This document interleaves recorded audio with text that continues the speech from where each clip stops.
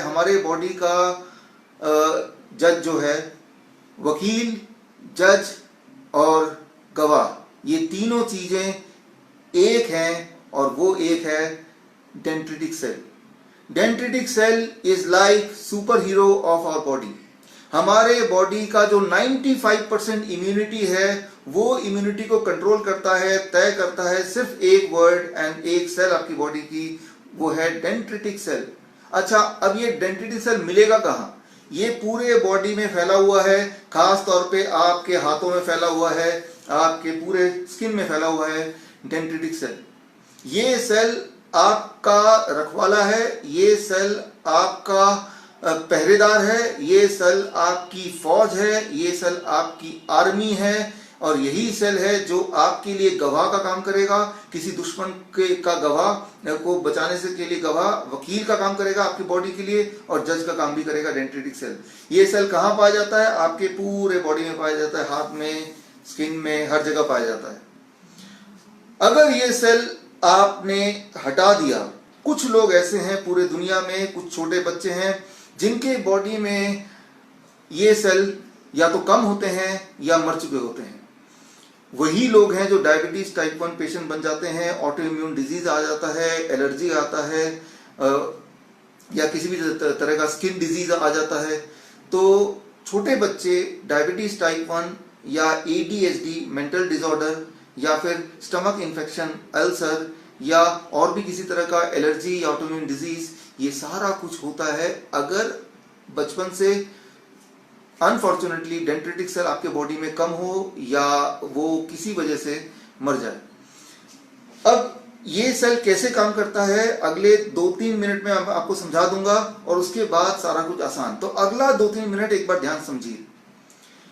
जब भी आपके बॉडी में कोई भी चीज एंटर करती है, खास तौर पे मुंह से, तो आपके बॉडी में जो डेंड्रिटिक सेल हर जगह फैले हुए हैं, ये डिसाइड करता है ये जो भी चीज बॉडी के अंदर गया है ये बॉडी का दोस्त है या दुश्मन है।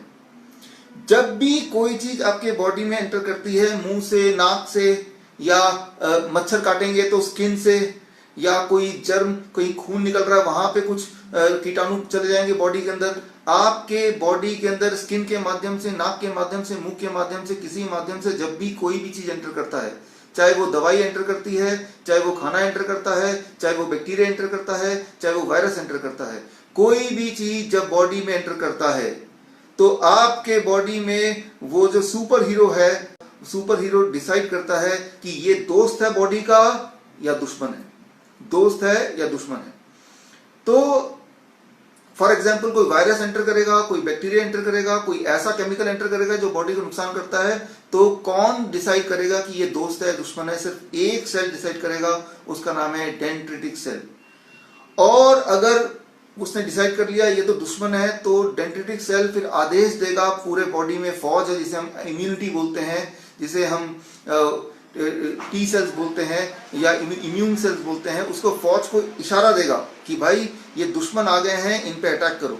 और दुश्मन वो वायरस हो सकता है, वो कोरोना वायरस हो सकता है, वो H1N1 हो सकता है, वो ट्यूबरकुलोसिस का बैक्टीरिया हो सकता है, वो कोई और पैथोजन हो सकता है, वो कोई केमिकल हो सकता है, वो कोई पॉइजन हो सकता है, जो भी वो है, फिर हमारी इम्यूनिटी पूरी ताकत लगा के उसको मार देगी।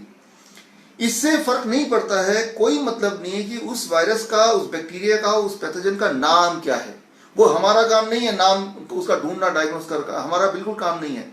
ये काम तो सुपर हीरो का है, और सुपर हीरो या तो बॉलीवुड में होंगे या फिर हमारे बॉडी के अंदर होंगे। ये डेंड्रिटिक सेल अगर आपके पास है तो आप वायरस से, बैक्टीरिया से मर नहीं सकते। क्यों नहीं मर सकते? क्योंकि जैसे ही वो बॉडी के अंदर जाएगा, जैसे ही वो बॉडी के अंदर जाएगा, हमारे डेंड्रिटिक सेल उसको पहचान लेगी कि ये दोस्त नहीं है, ये दुश्मन है। अच्छा, दुश्मन है तो सारी सोल्जर्स को ऑर्डर कर देगी, और सोल्जर्स जब लड़ाई कर रहे होते हैं वायरस से या बैक्टीरिया से, आपको तो पता ही है कि तब हमारे बॉडी का टेम्परेचर बढ़ जाता है। टेम्परेचर भी एक टूल है, एक वेपन है, जिससे जब टेम्परेचर बढ़ जाएगा बॉडी का, तो ऐसे में हमारे अंदर जो वायरस है वो इनएक्टिव हो जाते हैं। इस तरह से मैं उदाहरण देता हूं, आपने देखा होगा कि बहुत बड़ी भीड़ है जो पत्थरबाजी कर रही है, पत्थर फेंक रही है, तो पुलिस के लोग क्या करते हैं कि उनके ऊपर आंसू गैस छोड़ देते हैं। अब आंसू गैस जब छोड़ते हैं तो उनको कुछ दिखाई नहीं देता और ऐसे में पत्थर फेंकना बंद कर देते हैं, वो अपना बचाव करने लगते हैं। तो जब टेम्परेचर बॉडी का बढ़ जाता है तो बॉडी के अंदर जो वायरस है, बैक्टीरिया है, वो आंसू गैस की तरह होते हैं और बैक्टीरिया वायरस वहीं पे स्टॉप हो जाते हैं, मल्टीप्लाई नहीं कर पाते और वो इनएक्टिव हो जाते हैं, वो टूटने लगते हैं टेम्परेचर जब हाई होता है। लेकिन टेम्परेचर हाई का आदेश कौन देता है? वो डेंड्रिटिक सेल का सारा कमाल है। और टेम्परेचर जैसे ही बढ़ा तो हमारे बॉडी का न्यूट्रिशन, हमारे बॉडी का ईंधन, हमारे बॉडी का पानी, वो सारा कुछ ज्यादा इस्तेमाल होता है। तो ऐसे में आपका बॉडी आपको आदेश देता है चुपचाप बैठ जाओ, लेट जाओ, काम मत करो, किसी से बात मत करो, ताकि बॉडी अपनी एनर्जी बचा सके और सारी की सारी एनर्जी लगा सके लड़ने में, वायरस को भगाने में। तो टेम्परेचर का बढ़ जाना या बुखार फील करना या वीकनेस फील करना, ये बीमारी नहीं है, ये तो बॉडी में लड़ाई चल रही है और लड़ाई का एक सिम्टम बोल सकते हैं, एक वार्निंग साइन बोल सकते हैं। ऐसे में हमें अपने बॉडी का सपोर्ट करना है। ऐसे में आप टेम्परेचर को घटाएंगे तो दवाई लेके, इसका मतलब कि जैसे ही टेम्परेचर घटेगा तो मान लो जो आंसू गैस चला रहे थे पुलिस, उनकी आंसू गैस जैसे ही खत्म होंगे तो वो जो मॉब था, वो जो अटैक करने वाले अनरूली मॉब थे, वो दोबारा से एक्टिव हो जाएंगे। इसलिए कभी भी आपको तो पता ही टेम्परेचर घटाना नहीं चाहिए, घटाना, टेम्परेचर बढ़ा रहेगा तो ही लड़ाई जारी रहेगी और तभी आप इस लड़ाई को जीत सकते हैं। ये तो सिंपल बातें हैं जो आपको पता ही है, तो इसमें ज्यादा डिटेल में जाने की मुझे आवश्यकता नहीं है। किसी को पूछना तो बाद में पूछ लीजिएगा। मैं यहाँ पे सिर्फ एक ही बात बोलना चाहूंगा कि जब भी कभी आपके बॉडी के अंदर कोई भी ऐसी चीज जाती है जो बॉडी के लिए नुकसानदेह है, वो वायरस हो सकता है, बैक्टीरिया हो सकता है, केमिकल हो सकता है, कोई भी चीज हो सकती है, तो हमारे बॉडी में एक डेंड्रिटिक सेल है जो उसको अटैक करेगा, जो पूरे बॉडी को एक्टिवेट करेगा। डेंड्रिटिक सेल अगर नहीं है या वो मर गए हैं, उसके कारण क्या है? एक कारण, बॉडी में बार बार केमिकल्स अगर आप देंगे तो डेंड्रिटिक सेल मर जाएंगे। जैसे जो लोग परफ्यूम ज्यादा लगाते हैं तो केमिकल बॉडी में, राइट, केमिकल के शैम्पू लगाते हैं बार बार तो डेंड्रिटिक सेल मर जाएंगे। ये बार बार सैनिटाइज करेंगे अपने हाथ को तो डेंड्रिटिक सेल मर जाएंगे, राइट। या फिर आप वैक्सीनेशन करेंगे, बचपन में जब वैक्सीनेशन होती है, वैक्सीन में मैं एक छोटी सी बात बता के खत्म करूंगा।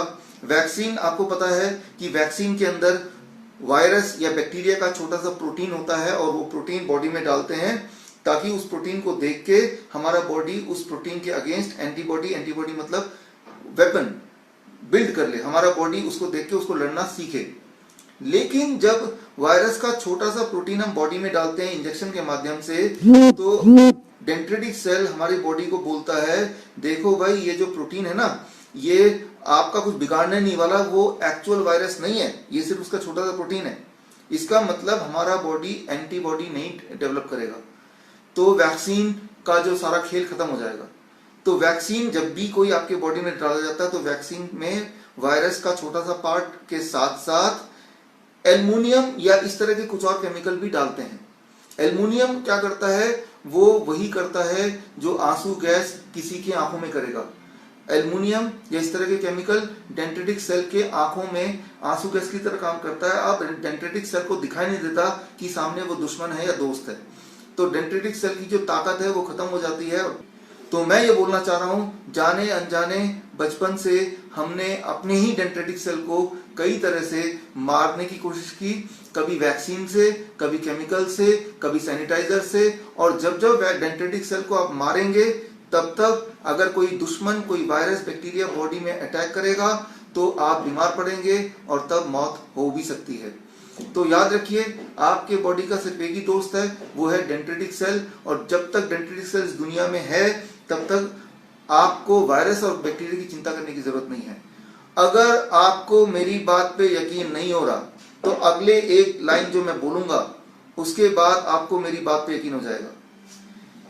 डेंड्रिटिक सेल का डिस्कवरी जिस इंसान ने किया था उनका नाम है रैल्फ स्टेनमैन। ये दुनिया के इकलौते ऐसे इंसान हैं जिनको 2011 में मरने के बाद नोबेल प्राइज मिला। दुनिया में एक ही इंसान को मरने के बाद नोबेल प्राइज मिला, क्योंकि नोबेल प्राइज दिया जाता है, उसका एक नियम है कि नोबेल प्राइज देंगे तभी जब वो जिंदा होगा, मरे हुए इंसान को नोबेल प्राइज नहीं दिया जाता। लेकिन एक एक्सेप्शन है, रैल्फ स्टेनमैन, जिन्होंने डेंड्रिटिक सेल का डिस्कवरी किया था। इस बात से आप अनुमान लगा सकते हैं ये कितना महत्वपूर्ण डिस्कवरी था, क्योंकि आप जिंदा हैं, मैं जिंदा हूं, मैं आपसे बात कर पा रहा हूं, इसमें सबसे बड़ा रोल किसी भी बॉडी के सेल का है तो वो है डेंड्रिटिक सेल। तो आपको सिर्फ एक ही काम करना है कि हमें कोई भी ऐसा कदम नहीं उठाना है जिससे हमारे डेंड्रिटिक सेल मर जाएं, कमजोर हो जाएं या अंधे हो जाएं। तो मरेंगे कैसे, कमजोर कैसे होंगे, अंधे कैसे होंगे? एक, वैक्सीनेशन से होंगे। दो, केमिकल से होंगे, चाहे केमिकल आप किसी दवाइयों के माध्यम से पिएं या लगाएं।